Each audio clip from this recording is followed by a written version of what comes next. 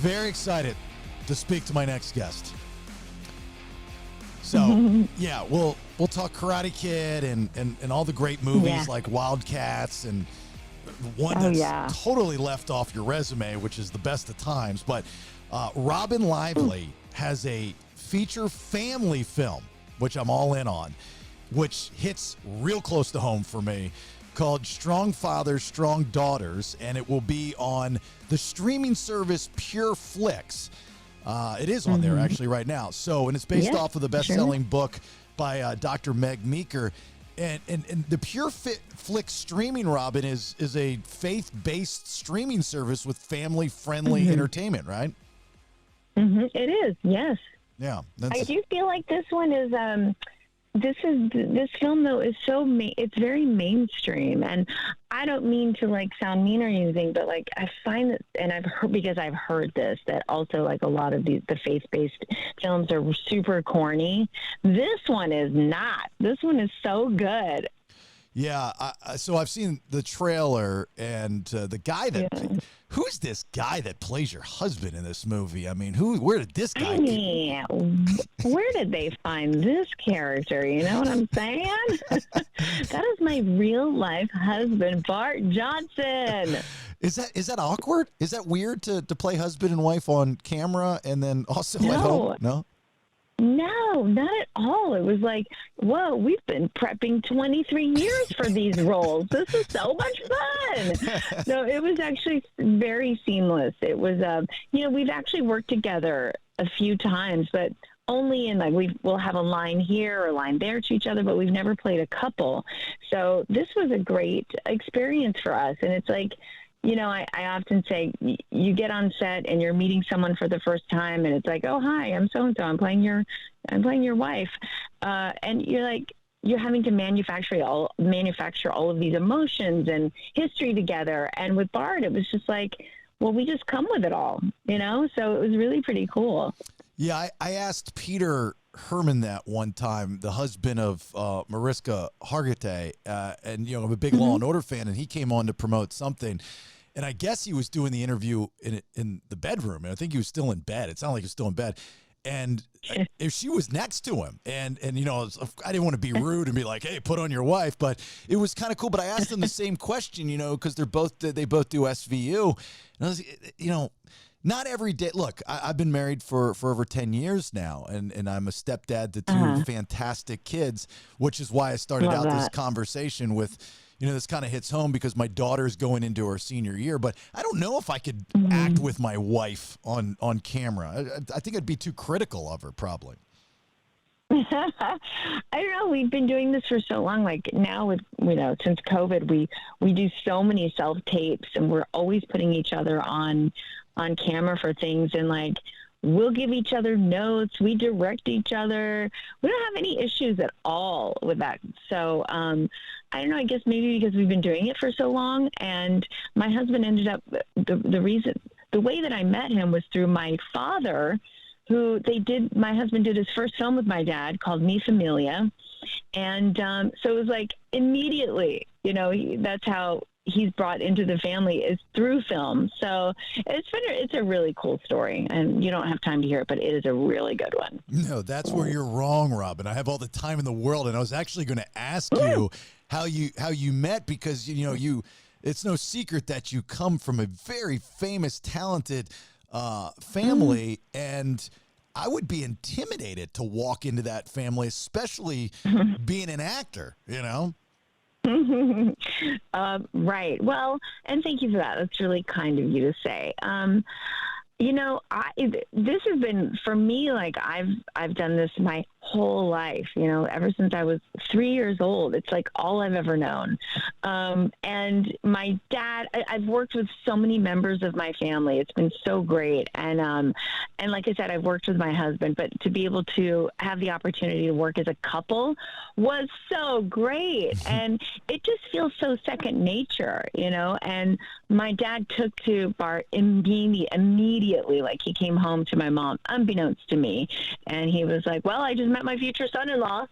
And sure enough, like 2-3 years later, it was absolutely true. Did it hit home for more your husband than you, obviously, because this film is strong fathers, strong daughters. You guys have a daughter, Kate, and Yeah. I was watching the trailer, and like I said, my daughter's going into her senior year. She's 17, going on 32, Yeah. and she's a Of course. great kid. I mean, you couldn't ask for anything better in a child, and a daughter nonetheless. But Yeah. it scares the living daylights out of me when she turns 18 and goes off to college. She originally wanted to go to LA. Oh. And I said, hold on. I'm going to have to find a job out there because I have to be, my rule is I have to be within a 4-hour drive to you at all times. That's my rule.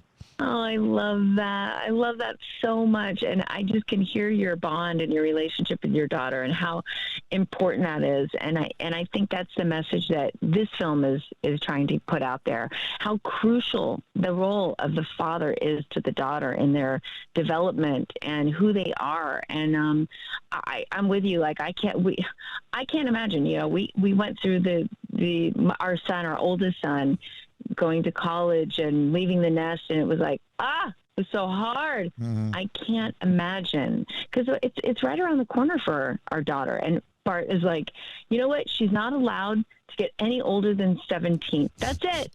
She's done. She's not getting any older. I'm like, right? Like, how do we stop this? How do we keep this from going on? It's so hard. The cap on the age in my house was 10. But I, totally screwed that one up. I've been trying to shrink her back down to 10. And you, I guess, just like me and my wife, the empty nester syndrome. Occasionally, Ariel will be out of the house, and the only footsteps are the ones from our dogs. It's kind of creepy. It's kind of weird, right? Oh, it's getting well, I don't know about you, but like we had the boomerang effect with our son, our 19-year-old. He left the nest. He came right back. So, I'm not complaining either. I love every second of it. So your entire family, I'm in Atlanta, I'm in Roswell. Y'all are Powder Springs Georgians, right? Yes. I was going to say, my hometown. I love it. Right. Do you get back much or what? Oh, yes, I absolutely do. If it's not for work, I'm going, because they're filming so much there now, right, which is so great. So I get to go work there, and then I get to visit a ton of my family. So I go back quite often. So have you been back recently? Are you trying to pull information from me? Just trying to make conversation. Yes. Okay, so you have been, maybe see a little karate stuff going on. Oh man, they like to keep so much of the stuff under wraps. I wish I could share things. So every project to do, I'm like, why can't I just tell everybody? Why do we have to keep everything such a secret? But I'm not at liberty to say much, but I would just keep tuning in to that awesome show. So Jessica Andrews. Well, see, here's the thing. Okay, so let me tell you a quick Cobra Kai story. When Cobra Kai was still on YouTube Red before it went to Netflix, they filmed. Mm-hmm. So I met some of the, I guess, writers, directors through a friend, and they filmed, I think in season 2, it was the beach scene at where I play tennis out of, the club in Marietta. And so I went and I watched it, and I wasn't familiar with the first season at all. I didn't get it. I didn't understand. I didn't have YouTube Red. I didn't even understand that, to be honest with you, at the time. And I see these kids, and I'm like, oh, is this one of those things where it's just like, let's introduce the kids and the kids take over? And then when it hit Netflix, oh my God, I'm addicted to that show. But here's the thing. Isn't it great? Yeah, Karate Kid 3, the one where, of course, you play Jessica Andrews, Matt Barnes, the bad guy, I've got to tell you, he might be the biggest bad guy out of all the Karate Kids. I mean, the best as far as I mean, he is such an asshole. I mean, like, Yeah, I know, right? like it was hard to hate Johnny because you felt bad for Johnny, and it was hard to hate. It was hard to hate the Okinawa guy because he was just trying to do what his heritage said. This Barnes guy is a dick, like a real dick. I'm dying laughing. That's so funny. I guess he played it really well. But, it's interesting, though, that you say that because I love that Billy was able to do that with his role with Johnny. It's like to be able to play a bad guy, but one that you also kind of like empathize with, that's a gift. And I think that's why he's so beloved, too, on Cobra Kai, because he has that humanity. And, like, you realize, he's not just an asshole just to be an asshole. Like, it's layered, it's complicated. But I love so much the show. I'm so excited and thrilled for the success of it. And I've been friends with Billy since we were teenagers. So it's just, wow. When this happened, I was like, I cannot believe this is so amazing. Yeah. And what a great show it is. They've done such a great job with it. So I didn't know this, but when filming Karate Kid Part 3, and I didn't even realize it until I read this. So because of the age difference between you in real life and Ralph Macchio in real life, it was like 27 and you were a teenager, there was the attraction. I mean, you were the love interest in Karate Kid Part 3, but they had to be very careful because in real life there was a 10-year age gap, right? Yeah, they did. Well, they were still writing the script when we began filming, and because of the obvious age gap, they were like, well, we should probably just make you guys friends. So they did a little bit of tweaking and rewrote it a bit. So yes, that's how that happened. Isn't that interesting? Very interesting. He was married at the time. Oh, his wife is just the best, by the way, Phyllis. She's so great. But yeah, he was married, and I was just a teenager. So excited to be a part of that franchise. So I was fangirling the entire time. I couldn't believe it. I was like, I cannot believe I'm in scenes with Ralph Macchio, with Daniel LaRusso. Oh, Mr. Miyagi. Are you kidding? It was such a dream come true. Well, you and I are about the same age in real life. And so you, out of all of the love interests for 25, right? Daniel's son. Yeah, 25, right. I gravitated towards you as a young man more than the other love interests. I thought you did a bang-up job. Oh, really? You were just very real, and like I wanted to hang out with you. Like I was like, oh, she's going to hang out with me while I play video games, and she's not going to complain. This is going to be... I love it. Yeah. That's actually so funny. I love hearing that, and I appreciate that so much because...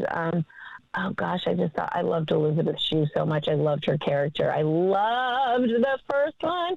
I also love the third one, of course, because I'm in it. But thank you for saying that. I really, really appreciate it. And I did the screen test. This is back in the day when maybe they still do screen tests, but it seems now like you throw down a self-tape and then you're hired like that. But we did an actual screen test with the camera and the crew, a little small crew at Warner Brothers Studios, and it was me and Heather Graham, and we did the macaroni and cheese scene with Ralph before we got the film. So I when I got there, it's like you have to size up your competition, and I see Heather Graham, and she, of course, she was just so beautiful. And I was like, oh, gosh, I don't stand a chance, but this is going to be a fun experience anyway. Couldn't believe I got it. Absolutely, it was one of the greatest days ever. Wow, I did not know that. Heather Graham was almost Jessica Andrews. Who knew? That's amazing. Do you think... You know who knew? I knew. You knew, yeah. Do you think that role, because it was, the old typecast thing and the Karate Kid franchise so big, does that hurt a career or help a career?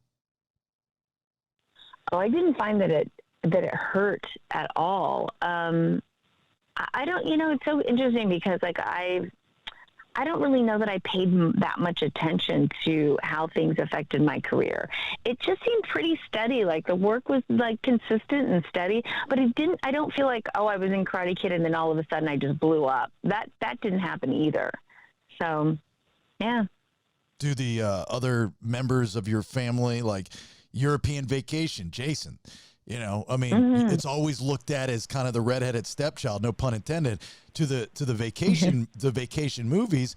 But I mean, you know, if you're a fan, and I'm a diehard Chevy Chase fan, you know, Piggly Wiggly Piggly. I mean, you come on, it's great. It's the only vacation I believe that showed nudity as well, with that scene. Yeah. Oh, I didn't even realize that. You know, that one was so iconic. What an iconic role to do and to be a part of. That was so great. We like recently we're like, oh, we got to show our kids Vacation. We sit down and watch it, and the trailer comes on, and I'm like, wait, why does it look like that old? What is happening right now? I don't remember looking like this. Do you ever have those moments where you're like, oh, let's show this to our kids, and then you turn it on and you're like, why does this look like 1900? Yeah, obviously it looks ancient, you know? Right. Everything from the 90s. I mean, the 80s, forget about it. But the 90s, you know, like if you see something on your time hop on social media, you never realized how much technology has come, like as far as taking pictures and pixels and all that stuff. You look back, you know, the outfits. I was looking at some of the old pictures of you, and you know, you're fantastic. You got the suspender outfit, the jean suspender. It was really popular with the girls. It was my favorite to this day. My favorite outfit a woman can wear is the jean suspender and like the midriff shirt or something and the little white sneakers. But the photo quality you pay more attention to than the actual trends in the picture. Yeah, 100%. Like it is. Wow, the improvements have been insane, but it does look so archaic. You look like that was in my lifetime. Yeah. What? you said you fangirled out when you did the Karate Kid 3. What about your other films? I mean, you've acted alongside The Best of Times. I brought that up at the beginning. That's one of my favorite movies of all time. I love that movie. And you, if you watch the movie intently, your role in that movie, I mean, as one of the kids is what it is, but when they're fighting and whatnot, your role is pretty significant to kind of like lighten the mood of it's not that big of a deal. Mom and Dad will get back together. Yeah, I've got to watch that again. That was so great because I filmed Best of Times with Robin Williams and Kurt Russell. Wow. And then right after, I did Wildcats with Goldie Hawn, and Kurt Russell would come visit set because, you know, obviously they're together. And I was like, this is so great. How fun is this? But yeah, you know, I feel so fortunate to have been a part of such great films like that. And I also think it's pretty cool that, like, in this film, Strong Fathers, Strong Daughters, we have the quintessential teen who's, you know, acting out. She's angry and she's got her dyed hair. And I was like, oh, wow, that was me in Wildcats. Or that was me in The Best of Times. And now here I'm the mom to that teen. So it's pretty full circle and so cool. If memory serves, in Wildcats, you got drunk, right? That was at the party that you actually, with Wesley Snipes. That was the scene with Wesley Snipes. Right. Yeah, with Wesley Snipes. You're like, is this what drunk feels like? Am I doing this right? Yeah, I would have had no idea, but I feel like I played it pretty well. I agree. I think you did too. Was there any roles, any films of any iconic movies that you auditioned for, really wanted, and did not get, and who did you lose the part to? Oh, whoa. I'd have to really go back in my Rolodex here. Gosh, I can't think of off the top of my head, but there have been so many countless roles that I've auditioned for that I haven't gotten. I wouldn't know which one to pick. You're going to have to come back to me on that one because, like, this industry is like constant disappointments, right? You're just so excited when you get one of them. Really, that's all it is. You're constantly losing out to someone else. And you're like, who got that role? And most of the time, you never end up knowing who gets the role. But I feel super fortunate to have gotten the ones that I did. Like, you know, like I was telling you, I totally fangirled over. Just recently, I showed my daughter Karate Kid, and I was like, we're watching it, and it comes up on whatever it was, Netflix, and I see my name sandwiched between Ralph Macchio and Pat Morita. And I'm like, I can't believe that's my name. I was a part of that. I still can't believe it. That's so cool that you have that kind of attitude. You know, I've talked to a lot of actors, actresses, and you know, they try to be too cool for the room and just kind of discount what they've done in the past, or they don't even want to talk about what they've done in the past. But you were part of such an iconic era of movies and they were iconic because there's a resurgence of them, not only the originals today, but also spin-offs of them today, you know? Yes, of course. Wow, I know I was thinking about that. And like Twin Peaks was another iconic one. You know, the thing is, like, there's never a moment where I'm taking for granted what I do and having the opportunity to still do what I love. I can't even tell you, I love it. And I'm like, I'm on, you know, recently I'm recurring on 911 Lone Star. It's Ryan Murphy's show. And I'm on the Fox lot and I'm walking around. I'm like, oh my gosh, I need to go up to stage 21 or whatever it is, where I did Doogie Howser and Chicago Hope. And I have such incredible memories. And I'm like, I feel so fortunate to still be here and still be doing what I love. And because, like I was telling you, our industry has changed so much. And it's all of it. Like, you know, so many people are your competition now. When I was like a teenager and in my early 20s, the pool, your competition was so much smaller. And now you're competing with, like, you know, YouTube stars and social media stars. And it's just like, it's so much more competitive. So I feel so fortunate to still be able to do what I love, like genuinely love it. And you get to talk about it, which is great, because as a fan of all I mean, even you go way back to your younger days and making appearances on like Silver Spoons and Punky Brewster and Starman and those types of things, you know, just to be on the set. Like I watching Silver Spoons as a kid, I'm like, I want to ride the train. You know, I got to get on that train. Please tell me when you were on set, you got on the train. Oh, I wish I could tell you that I did get on the train. I did 2 episodes. I didn't. I don't think I did, no. But I did 2 episodes of Silver Spoons, and I wanted to be on that show so desperately because, like, I, along with every other girl, was totally in love with Ricky Schroeder. I was like, oh, I hope I get on the show. And every actress, it seemed, had the opportunity to be on the show. And then finally, it was my turn. Oh, I was so excited. I was so nervous. But then afterwards, like Ricky and I, we ended up becoming friends, and then our families became friends years and years later. But anyway, so, but to be on that show was so great. And Jason Bateman, how great was he on that show? And then, do you know that years later, I ended up playing Jason's wife on a short-lived show called George and Leo. And it was with Bob Newhart and Judd Hirsch. And Jason played my husband, and I was his biggest fan. I was dying laughing over I'm like, do that line again. Do it again. You're so funny. You're the funniest ever. I was always making him perform. Him in Couples Retreat is fantastic. He's got that smug type of, and Ozark was just a whole different world, which was a grand slam. Every episode was absolutely 100%. Fantastic. Yes. Did you, like a lot of other child stars growing up in the business?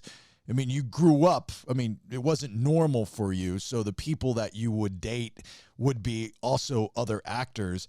Did you have relationships with, you know, the Jason Batemans or the Ricky Schroders, and, you know, I dated him for a week or him for 2 weeks, that kind of thing? Oh, yes, of course. Yes. Oh my gosh, I always dated my co-stars, always. I ended up dating Jason Priestley for 2 years, and it was a year before 90210. It was a year into 90210, but I was always dating my co-stars. Like, that's because that's who you're meeting, and they're always handsome, they're always charming. You know, you can't really blame me. No, not at all. But you look at you nowadays, it would probably be looked at as one person taking it. I'm so sorry. I've got to. Yep. I'm so sorry to, like, they keep calling me because I have to do another Okay. Can you hang on 2 seconds? I'm so sorry. Yeah, no, that's fine. I'll hang on. I'll wrap it up afterwards. Hang on. Okay. Hold on. Okay. Hello. Hello. You're back. That's great. I'm so sorry. I was laughing so hard. I was like, "Oh, hang on 1 second," and I just totally ghosted you. I did not mean to do that. It's fine. We can pick up. I appreciate you actually coming back so we can finish this. I was having such a great time. I was like, don't leave me. I know, right? All right, so we'll just pick it back up. I was asking you about your co-stars, and you're telling me how good looking they were. So I'll just ask you a question, and I'll say, hey, we're back. You came back to me. I'll say that. That's what we're doing. All right, here we go. Three, two, one. You came back to me, Robyn. I appreciate that. Thank you. I did. Of course I did. I would never leave you like that. Do you like doing this stuff? I mean, I know this is we get an extra special favor in the podcast world because we take a lot longer than radio. But do you like doing radio? I love it. I really love it. I didn't love so much one tour I did that started I had to get up at 5 o'clock in the morning because we were doing a ton of East Coast interviews, but I really love it. Like, I wish I could meet everyone in person. That's the only thing. But are they nice to you? A lot of radio people can be, So great. So much fun. I really have enjoyed it so much. Yeah. Back to the dating of the co-stars thing. I another question on that. Mm-hmm. Did you get close to marrying any of them? No. No. You knew not. You knew Bart was the one. You're just waiting for him. Well, it's interesting. Like, it's so important to date because you never really know. You realize quickly what you do and don't want when you date, right? Sure. So I had dated enough. I dated enough to go like, no, that is absolutely not what I want. So when he came into the picture, he checked so many of the boxes. And did I tell you that he worked with my dad? Yeah. That's how he came into the family. Yeah, I told you. Yeah. I can't remember, but yeah. So he was, my gosh, so great. He comes from such a wonderful family, and also in the industry. His mom did hair for, I mean, all the way back to Charlie's Angels and Alice and the Brady Bunch. Oh my gosh, she was on everything, and then she did huge films and Newsies. So anyway, he comes from an sort of like an entertainment family as well. But yeah. Did you for those that don't know, part of this very famous Lively family is Blake and is married to some guy named Ryan Reynolds. Did you approve of this Ryan Reynolds guy right out of the gates? I can't even tell you. It's such a funny story, and I don't have time to tell it, but she retells the story, and it sounds so awful. But I absolutely love Ryan. But she set me up in a way that she's telling me the stories. I knew they were friends, and then I don't remember how it went down, but she was like, and then, no, you know what, I'm going to botch it, so I can't even go there. The bottom line is I absolutely love Ryan, but my sister's retelling of how she told me that they were dating is so funny and makes it so funny. I can't even. Oh, she'll have to tell you sometime, but it's a good one. I thought it was cool that you were in the, his cell phone, the Mint stuff. You were in that commercial with him. That was cool. Yeah, one of the radio hosts was like, I was looking forever to try to find what was the movie that you did with Ryan. I know I saw you together. I know you were in a movie with him, and I was like laughing so hard. I'm like, yeah, that's right. It was the Mint Mobile commercial. We had so much fun doing that. He'd text me and it was like, hey, do you want to do a commercial, a Mint Mobile spot with me? And I was like, oh, let me think about it. Yes, I do. 100%. He's so funny. And to be on set and watch him, because he did several spots. That was the day that we filmed that. He was doing the ones with his mom. They were so hilarious. He's just so sharp and so witty and just like bangs these spots out. And it's so effortless for him. One of the coolest Ryan Reynolds stories I heard just recently. So I think I said this earlier, being a big Chevy. Actually, this is interesting. This has all come back full circle. So I'm a big Chevy Chase fan. Like, he's my comedy god, right? Yes. And so I've never had the opportunity to meet him, and unfortunately, I probably never will.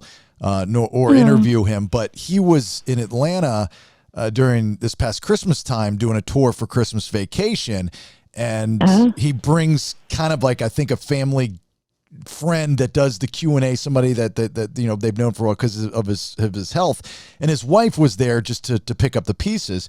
So there was a story that was told. I forget how it was brought up, but that I guess the short version is Chevy Chase's Ryan Reynolds comedy got as well, which makes all the sense in the world because of the style that Ryan has and the style of Chevy Chase. But the way the story was told was how when Ryan, he met Chevy Chase's wife, and she goes, "Hi, I'm Chevy Chase's wife," and he goes, "Oh my God," and gives her like a big hug. He's like, "Can you please give Chevy a message for me? I just need him to know this." I just thought that was really cool the way it was told. Oh, I love that. I don't even know that story. I know Ryan loves Chevy Chase and John Candy as well. They're just comedy geniuses. Yeah. And I can't believe that my brother had the opportunity to work with Chevy Chase. I mean, his films were he's funny, right? Like, yeah, he's just, I mean, there's certain people that'll just, my side of things as the radio or podcast or interview guy, and there's certain people that you want to meet and check off a list just because they've played such a role in your life. And that's why I enjoy doing this so much. I mean, you played a role in my life, and now we get to have this great conversation. So, we all win. We the next cut to, we're going to be just playing video games together, right? Yeah, right. I was like, it took a couple of years, Robyn, but we got there. We'll finish up with Blake Lively, who is obviously on top of the world. She's one of Hollywood's, biggest actresses. Some of the films that she's done, are you always a fan? Does she come to you for advice? Not anymore. My gosh, she's so busy. But there was a time early in her career that she would, and I'm not even kidding when I'm telling you this, she would have me act out her part, and she would record me doing it, and then she would just take that and from that and try to learn from whatever I was doing. Mm-hmm. And she would never do the scenes with me. I was like, Blake, just do the scenes with me. No, that's so embarrassing. No, you just do it. You act it out. You do the part. I'm like, okay. So that's how we did it for a little while. But I think she's surpassed that, right? She's she's so great. I was so proud of her. I was turned on to the movie Savages. Somebody told me to watch that, and wow, what a mind F trip movie that is. Yes. That is, it's so bizarre, but so great, all in the same breath. Yeah. Fantastic film. Yeah. Oliver Stone. I was with her part of the reshoots. We got to go to a really wonderful, tropical, incredible location, and she did some reshoots there. So I got to be a part of that. And, she's had some incredible opportunities and wonderful experiences, and she's grown so much as an actress. I just think her work has gotten so fantastic, and it's really cool to see that, she's my little sister, and just to see her grow like that and become the wonderful person that she is. I'm just so proud of her. Well, remember, she's no Jessica Andrews, so just keep that in your pocket. Well, thank you. Yeah, I'm gonna remind her of that the next time I see her. Okay. Well, next time you're back home in Georgia, you and Bart, we'll find some video games. I don't actually have one at my house, but I'll buy one. Come over and we'll play some video games, and I'll grill out for you guys. I'll tell you, that sounds like a dream. It does. I said we might skip the video game thing, but I'm kind of past that. But the grill thing is I can totally handle. I'm a big grill guy, so we totally can do that. Oh, good. So is Bart. You guys will be grill buddies for sure. The feature family film, and I stress the family part of it. I know I got to let you go, but I think there's not enough good, wholesome family stuff on television. Yeah. I have a problem with the superhero movies and this and this and that, and it's just it's destroying generations. And I know I sound like an old fuddy-duddy guy, but there is a propaganda variable that goes into films, and there's nothing wrong with having some good family films. So Strong Fathers, Strong Daughters, streaming on Pure Flix currently right now, starring Robyn Lively and her extremely talented and extremely attractive husband, Bart Johnson. I couldn't have said it better myself.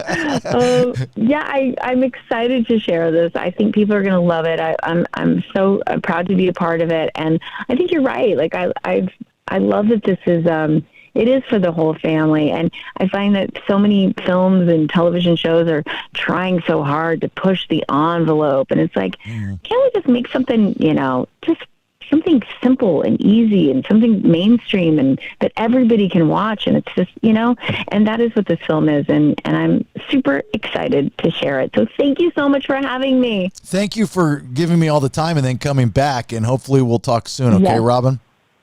We will. Thank you. All right. Bye-bye. Take care. Bye-bye.